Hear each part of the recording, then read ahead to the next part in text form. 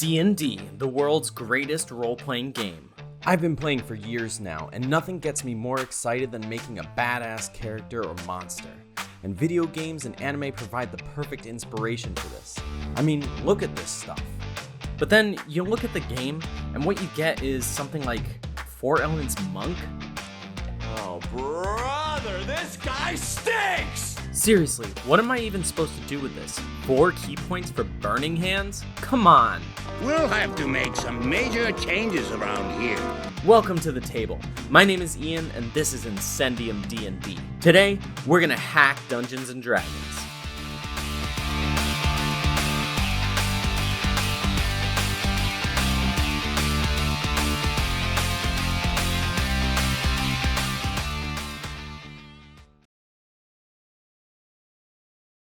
Item number: SCP-035. Object class: Keter. Special containment procedures. SCP-035 is to be kept within a hermetically sealed glass case, no fewer than 10 centimeters, 4 inches thick. This case is to be contained within a steel, iron, and lead-shielded room at all times. Doors are to be triple locked at all times, with the exception of allowing personnel in or out. No fewer than 2 armed guards are to be posted at any time. Guards must remain outside at all times and are not allowed within the containment room under any circumstances. A trained psychologist is to remain on site at all times. Research personnel are not to touch SCP-035 at any time. SCP-035 must be moved to a new sealed case every 2 weeks. The previous case must be disposed of via SCP-101, as it shows no adverse reactions to SCP-035's corruption. Anyone who comes into contact with SCP-035 when it is in possession of a host is to be given an immediate psychological evaluation. Hello everyone, my name is Ian from Incendium D&D, and welcome back to D&D Hacks. In our last entry, we made SCP-682, the hard-to-destroy reptile. It's one of the most popular SCPs on the wiki, and one of the most deadliest, so check it out if you haven't had the chance yet. For those of you who are new to the SCP universe in general, here's what you missed. If you're already familiar, you can click the timestamp in the description below to skip to the stat block. Dating back to 2007, the Creative Commons universe of the SCP Foundation catalogs a multitude of monsters, items, and phenomena which pose variable threats to human society. These anomalous objects are designated as SCPs, and given a number which represents the order in which they were found. They can range from dangerous to adorable, and are classified in terms of difficulty to contain. Their powers range from distorting reality to indestructibility to being the literal embodiment of happiness.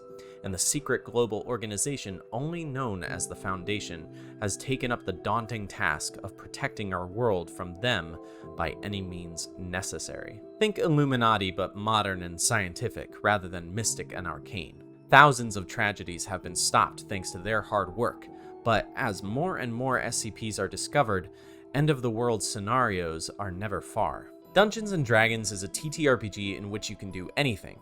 You work alongside your players to design a game for everyone to enjoy, and as the DM, you get to make the decisions on what kind of NPCs, monsters, and gods appear in your world. SCPs make for some amazing inspiration. Generally, they fit best in the context of horror and mystery, but they can be comedic or tragic as well. The sheer anomalousness of these creatures leaves room for a whole new world of storytelling at the table. A statue that breaks your neck in the blink of an eye. An old man with a pocket dimension full of death traps. A hard-to-destroy reptile with a penchant for hatred. With a roster like this, it can be difficult to bring faithful adaptations from the SCP universe into our campaigns. But all that ends today because we're going to be converting yet another SCP into 5th edition Dungeons & Dragons. Before we really get started, however, instead of asking you guys to subscribe like we normally do, we're going to do a contested check for it. I'm going to roll for the influence action, and you're going to roll to set the DC. Let's see who wins.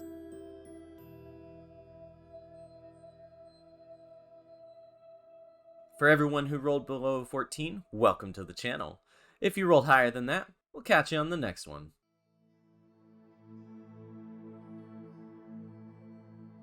SCP-035 is a white porcelain mask that depicts by turns a face of comedy or tragedy. Any records showing the mask will change to fit its current appearance when it changes its form, including footage, artwork, and photographs. It was discovered in a sealed crypt of an abandoned house in Venice sometime during the 19th century, and was found to have unique qualities that allowed it to possess anything with a humanoid form, such as dolls, statues, or dead bodies. If the host is a living human, SCP-035 will produce an alternate brainwave pattern that overwhelms those of the subject, causing brain death instantly. Whenever the host will talk, it speaks as the personification of that mask. The body will begin decaying immediately at an extreme rate due to the corrosive and degenerative viscous liquid which constantly seeps from the eyes and mouth holes of SCP-035. In fact, anything that comes into contact with this liquid decays over a period of time depending on the substance.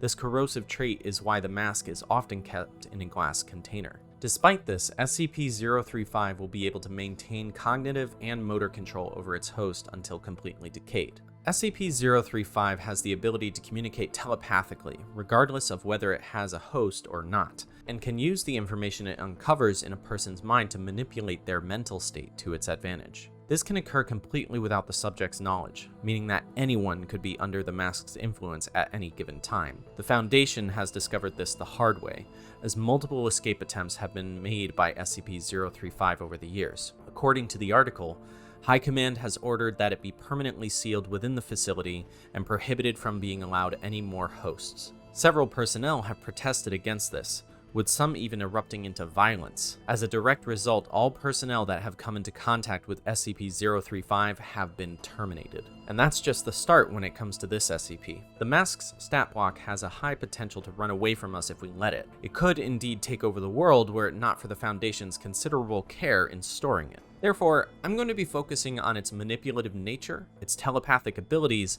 and its corruptive effects. If you want to know more about this SCP, I highly recommend reading the article for yourself in the description below. Before I get too far into it though, let me know what other SCPs I should make in D&D. I am working on Series 1 and 2 currently, so send me what you've got and I'll see if I can make it fit. I am also taking unkillable monsters into consideration, as you can tell from our last stat block.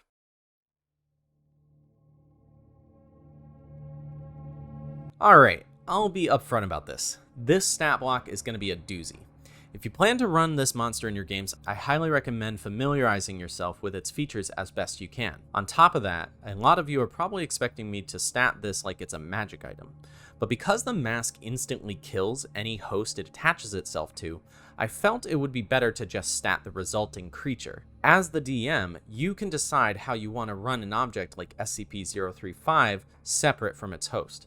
I just want to provide you with something to work with when it inevitably possesses something or someone. The host of SCP-035 is a medium aberration, previously humanoid, with an armor class of 16, a hit point pool of 190, and a 30-foot movement speed. Its best stats are naturally the mental ones, intelligence, wisdom, and charisma, but it also has a strong constitution and strength. The host's biggest flaw is its dexterity, due to its body breaking down. But SCP-035 doesn't really mind.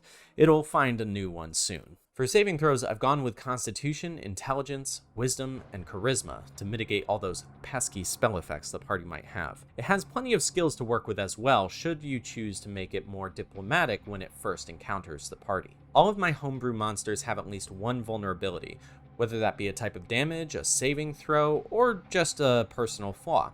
And I feel that since this is a porcelain mask controlling the body, it would probably be susceptible to thunder damage. As for its resistances and immunities, it nearly runs the gambit. It's resistant to acid, cold fire, force, lightning, and non-magical weapon damages, as well as immune to poison and psychic.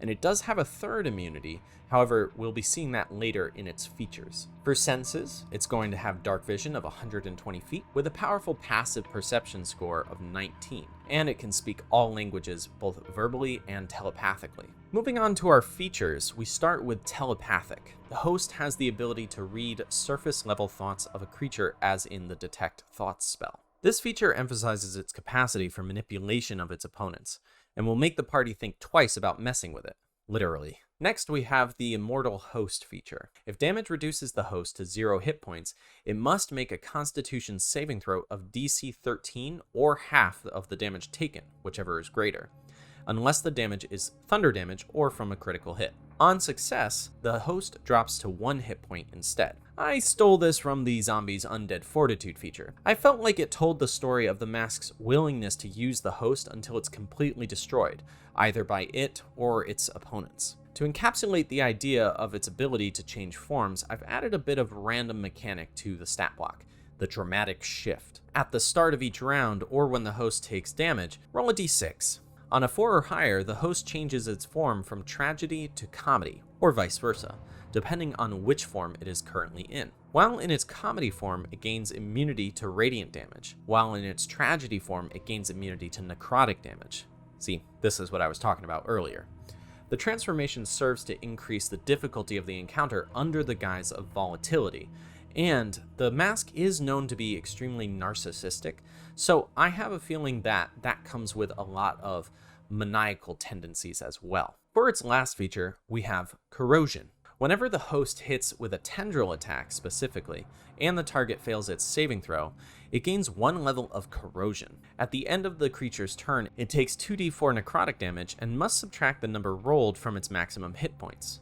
The corrosion lasts for 1 minute, and the effect can be ended through magic such as with Greater Restoration or Remove Curse. This represents the corrosive liquid that drips from its eyes and mouth, of course. It's important to find a strong middle ground between an SCP's strange abilities with the existence of magic in D&D. I don't want my players to feel completely hopeless. I want them to feel like they can overcome the odds against them with decision making and forethought. Allowing Greater Restoration or Remove Curse to counteract the corrosion rewards them for thinking on their feet in the face, or mask, of danger. Now let's move on to our actions. We have a couple of fairly simple attacks. The SCP-035 host can make 3 attacks. In tragedy form, it uses its tendril, with a +8 to hit and a reach of 10, and 2d10 +8 bludgeoning damage. This is where the creature will have to make their Constitution saving throw, or suffer a level of corrosion. In its comedy form, the mask uses Psionic Lance, with a +10 to hit, a reach of 60 feet,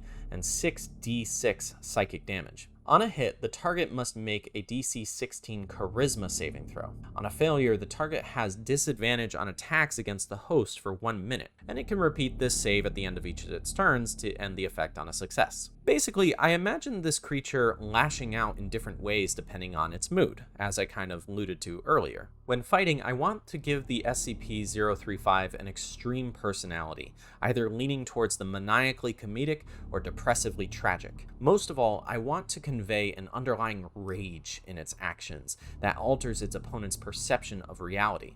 And that's where its final features come in as bonus actions. Ludonarrative Dissonance, comedy only. As a bonus action, the host chooses a creature within 30 feet and forces the target to make a DC 16 Wisdom saving throw. On a failure, the creature's perception of reality becomes warped, causing them to laugh and cry uncontrollably. The target falls prone, becoming incapacitated and unable to stand up for the duration, as in the Hideous Laughter spell. A creature with an intelligence score of 4 or less isn't affected, and at the end of each of its turns, or each time it takes damage, the target can make another Wisdom saving throw. The target has advantage on the saving throw if it's triggered by damage. On a success, the effect ends. Hideous Laughter is a brutal spell for level 1, and can give SCP-035 a way to turn the tides against its opponents if it's being outmaneuvered by 1 or 2 of them. The tragedy version of this has a similar effect, but it is far more wide-reaching.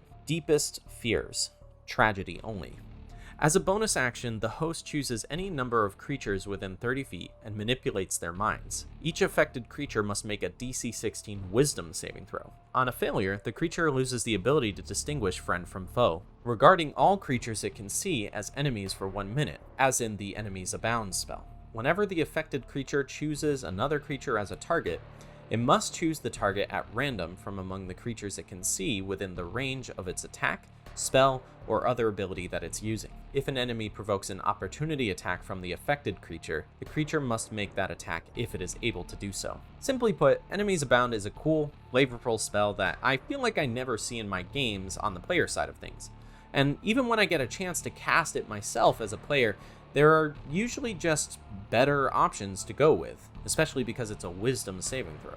This feature is a personal touch from me and serves to sow chaos in the minds of SCP-035's enemies, especially if it rolls high on the initiative order. And that's it. Our narcissistic theater mask is complete. I imagine the encounter going something like this. You and your adventuring crew are finally returning from a week-long mission. It was hot in that desert, hotter than anything you were used to. Most of your time was spent lifting stone blocks out of the sand, while the man who hired you scoured his map, a noble playing at archaeologist. You'd had half a mind to knock him out with the pommel of your sword. No gold was worth this, but finally, you'd found what the noble was looking for, a white, smiling porcelain mask buried in the sand. Before you could get a closer look at it, though, the noble had it bundled up and thrown into his satchel. Now, you were back in the city, almost at the guy's mansion, eager to part ways. He'd been talking to himself a lot on the trip home. Suddenly, he stops and pulls the mask from his bag, holding it up to the sun to look at it. It gleamed, but something was wrong. Didn't it have a smile before? The nobleman puts it on, and everything around you goes black, all except for the mask on the guy's face. A black liquid pours from the eyes and mouth. Your friends are gone. There's a ringing in your head. You draw your blade. All around you, there is only the man in the mask. He laughs, and you roar in rage and confusion, hacking away at his body until it lies broken on the street. The ringing gets louder until it suddenly stops, and before you lies a woman's body, a bystander. You look around to see your friends with their weapons at the ready. Some of them are pointing at you, others at the man in the mask, smiling. Thank you for joining me on this installment of D&D Hacks. When I last uploaded my SCP-682 video, it got such a warm reception it got me really excited to make more of these. Make sure to check out the SCP Wiki article linked in the description below. I really couldn't do the whole thing justice without just reading straight from it, so I figure you're better off checking that out if you want to know more. And if you like this video, let YouTube know. SCPs are horrifying, unkillable creatures with inexplicable abilities. Maintaining the balance of the game while keeping true to their nature and theme is an incredible challenge for any dungeon master. That's why most people just choose to keep these worlds separate. But I think that they can still serve as great inspiration for encounters, and as long as we combine their unique features while weighing out the rest of the stat block, you and your party are guaranteed to have a great time against them. I hope you enjoyed my take on SCP-035, the Possessive Mask. Happy hunting, everyone. I'll see you in the next video.